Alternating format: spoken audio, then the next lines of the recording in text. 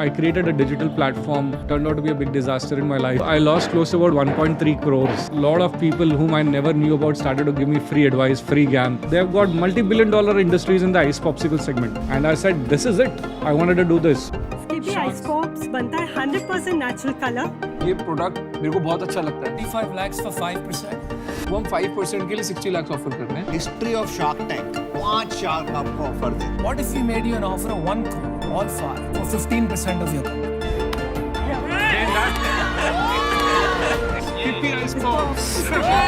Scipy के founder mister Ravi and Anuja, जिन्होंने Shark tank में हिस्ट्री बनाई थी पांचों शार्क्स को एक साथ लाकर, बट डू यू नो कि उन्हें कभी अपना देश छोड़ना पड़ा था। इंडिया से वो चले गए थे विद द लॉस, 1.3 करोड़ का लॉस लेकर। और उसके बाद अगर आप इनकी सेल्स देखते हो आज, तो अराउंड 2 to 3 करोड़ रुपीस ये हर महीने कमा ले रहे हैं। ये नंबर सुनने में बहुत ज्यादा इंटरेस्टिंग लग रहे होंगे आपको कि यार इतना पैसा, बट इनकी जो कहानी है इन नंबर से कहीं ज्यादा इंटरेस्टिंग है और वैल्यूएबल है। अगर आप एक एंटरप्रेन्योर हो, बिजनेस आगे ले जाना चाहते हो या खुद का ब्रांड खड़ा करना चाह रहे हो।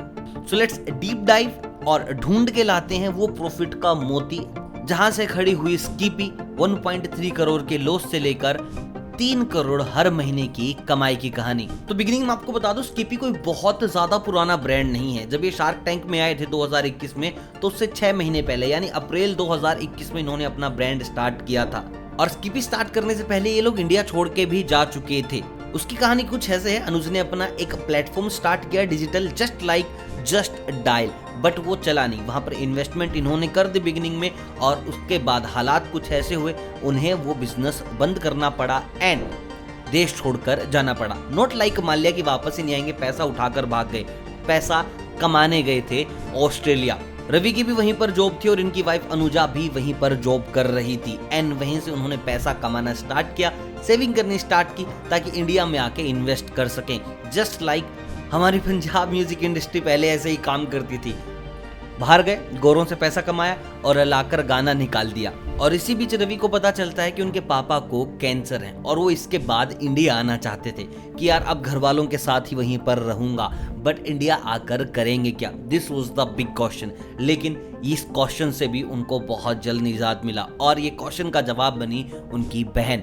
वो ऑस्ट्रेलिया आई हुई थी और अपने बच्चों के लिए कुछ आइस पॉप ब्रांड पैक कर रही थी। एंड देन रवि ने पूछा कि इंडिया में ऐसा कुछ नहीं है कि तुम यहाँ से पैक कर रहे हो, एंड सी रिप्लाइड कि मुझे किसी पर भी ट्रस्ट नहीं है।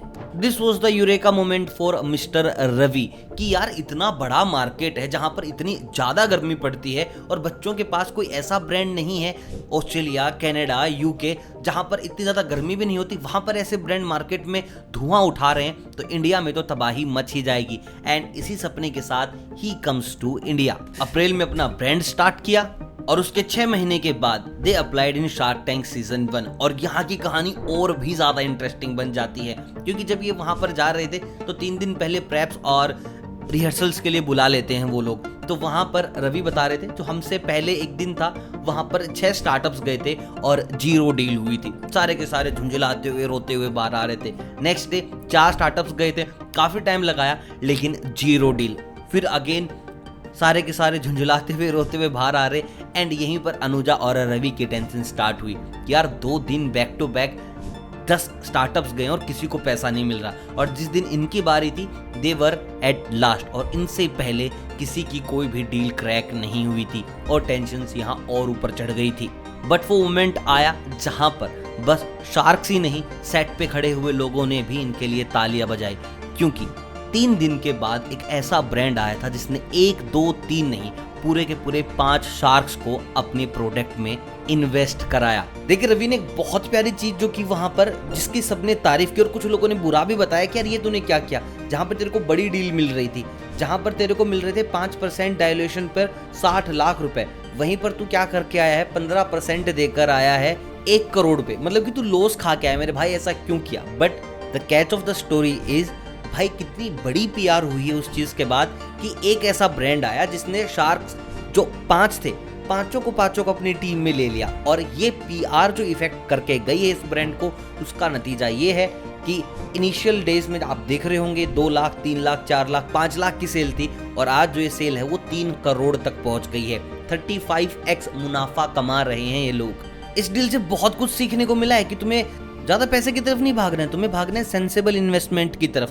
पैसा इज नॉट एवरीथिंग, कई बार पीआर भी पैसे से ज्यादा काम करती है। सेकंड थिंग, इन्वेस्टमेंट करने से नहीं डरना है। अब देखिए कोई आम इंसान होता 1.3 का लॉस खा के बैठा है और उसके बाद दोबारा इंडिया आकर इन्वेस्ट कर रहा है, एक बड़ी बात है भाई। 1 करोड़ तो छोड़ो, कई बार 1-2 लाख डूब जाते हैं तो उसके बाद म्यूचुअल फंड्स में भी पैसा लगाने से डर लगता है। But this gentleman proved everyone wrong and the best thing is कि इसने इनिशियल डेज से ही प्रॉफिट मेकिंग की तरफ अपनी नजर रखी। बहुत सारे स्टार्टअप्स हैं, बहुत सारे बिजनेसमैन ऐसे हैं जो बोलते हैं कि प्रॉफिट धीरे धीरे आ जाएगा, अभी बंद करते हैं। तर burning money is not an solution. आपको प्रॉफिट पर भी उतनी ही नजर रखनी पड़ेगी जितना आप इन्वेस्टमेंट पे रखते हो, जितना आप अपने प्रोडक्ट पे रखते हो। बाकी guys you do let me know through comments आपकी स्टोरी कैसी लगी और आप अगले किस ब्रांड की स्टोरी ऐसे जानना चाहते हैं। And for more beautiful videos, knowledgeful videos, do watch our channel.